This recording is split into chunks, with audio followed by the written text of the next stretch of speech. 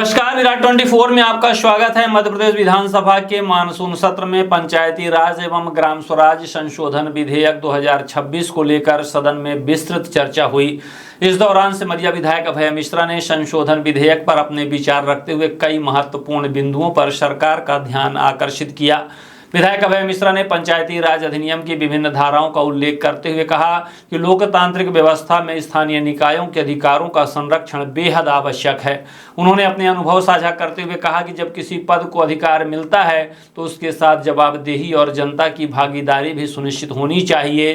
संशोधन विधेयक के तहत अतिरिक्त स्टाम्प शुल्क को समाप्त करने या उसमें छूट दिए जाने के प्रावधान पर चर्चा करते हुए अभय मिश्रा ने सरकार की मंशा पर सवाल उठाए। उन्होंने कहा कि सरकार के निर्णयों में अहंकार झलकता है और यह स्थिति ऐसी प्रतीत होती है मानो बड़ी मछली छोटी मछली को निगलना चाहती है। उन्होंने केंद्र, राज्य और स्थानीय सरकारों के बीच अधिकारों के संतुलन की आवश्यकता पर भी जोर दिया। अपने संबोधन में विधायक ने कहा कि जनता ने विधायकों को जो अधिकार दिए हैं उनका उपयोग जनहित में होना चाहिए, न कि अधिकारों के केंद्रीकरण के लिए। उन्होंने अपने क्षेत्र के एक व्यक्ति का उदाहरण देते हुए कहा कि जिस प्रकार कुछ लोग हमेशा दूसरों को नुकसान करने की मानसिकता रखते हैं, उसी तरह सरकार भी स्थानीय संस्थाओं के अधिकारों को सीमित करने का प्रयास कर रही है।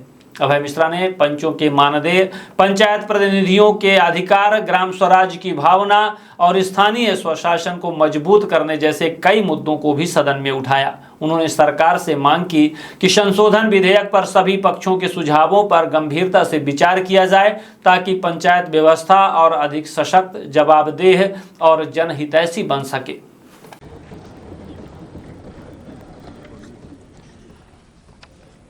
आज की कार्यसूची के पद 7 के उपपद 3 प्रमाणित मध्य प्रदेश पंचायत राज एवं ग्राम स्वराज संशोधन विधेयक 2026 के पार्षद सदस्यों के अनुरोध पर विधेयक को सभा में विचारार्थ प्रस्तुत किए जाने हेतु विधानसभा नियमावली के नियम 66 के परंतु के अधीन श्रीमती राधा सिंह राज्यमंत्री को अनुमति प्रदान की है। मैं समझता हूं इससे सहमत है। माननीय मंत्री जी। माननीय अध्यक्ष महोदय, मैं प्रस्ताव करती हूं कि मध्य प्रदेश पंचायत राज एवं ग्राम स्वराज संशोधन विधेयक 2026 पर विचार किया जाए। श्री अभय मिश्रा जी। सभापति महोदय, पंचायती राज एवं ग्राम स्वराज अधिनियम की धारा 75 की उपधारा 1 में अतिरिक्त स्टाम्प शुल्क अधिरोपित करने का अधिकार मिला हुआ है। यह अधिकार आज का नहीं है।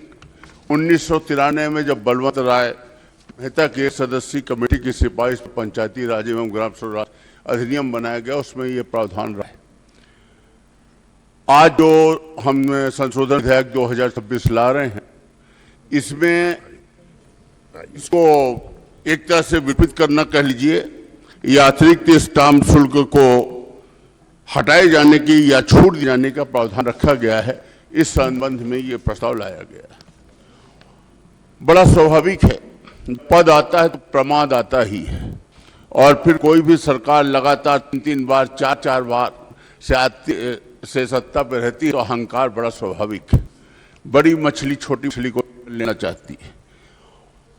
इस देश में जो संविधान है उसमें 3 तरह की सरकार है, केंद्र सरकार, राज्य सरकार और स्थानीय सरकार।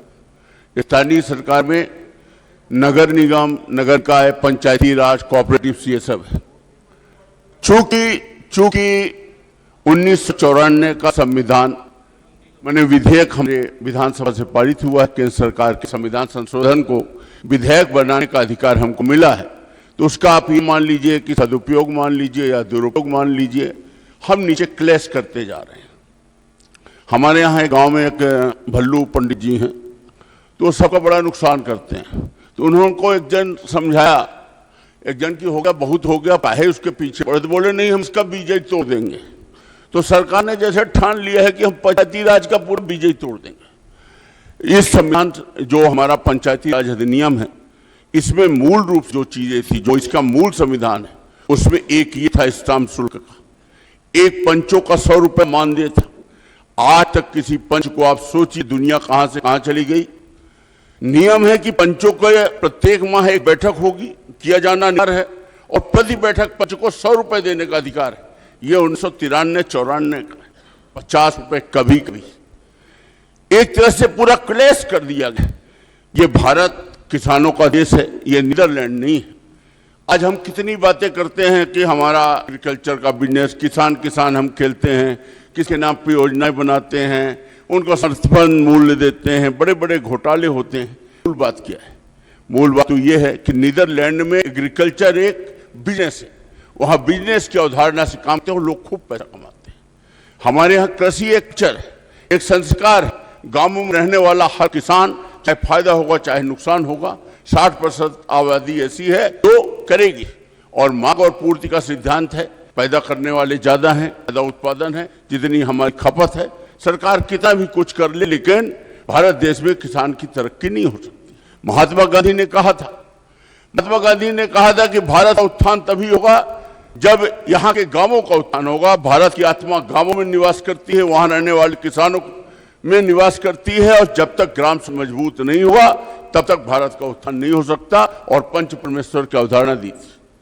आज पंचायतों को वेंडर बना के रख दिया गया।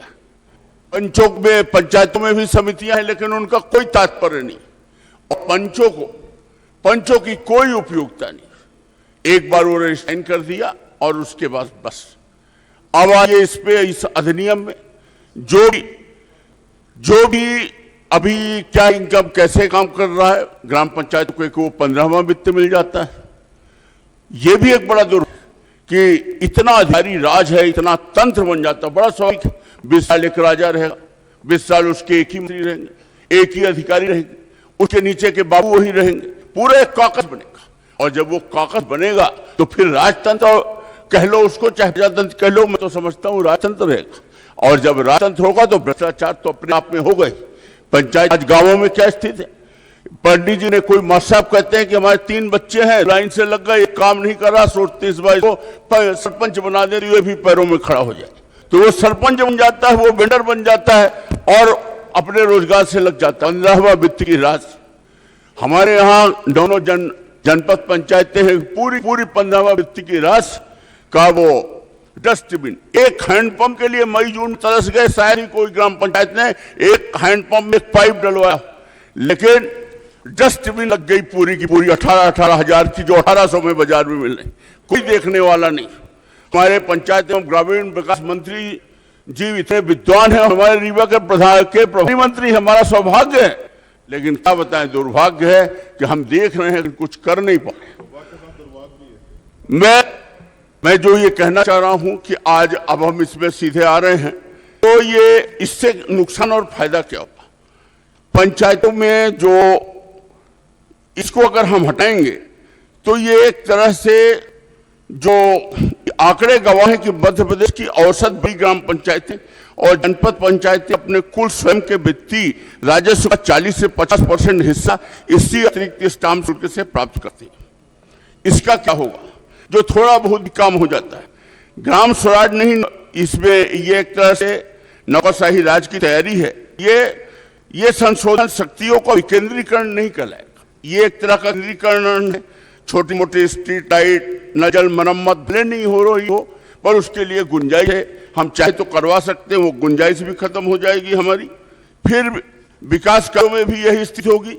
सबसे बड़ी बात ये कि एक तरफ तो हम ये कह रहे हैं कि केंद्र सरकार और 15वें वित्त में वित्त आयोग की स्पष्ट गाइडलाइन है कि ग्राम पंचायतों को आत्मनिर्भर बनाने के लिए उन्हें अपने स्वयं के कर राजस्व स्रोतों को बनाना होगा। कई प्रगतिशील पंचायतें इस राजस्व के दम पर बैंकों से विकास कार्यों के लिए ऋण लेने की भी योजना बना रही हैं।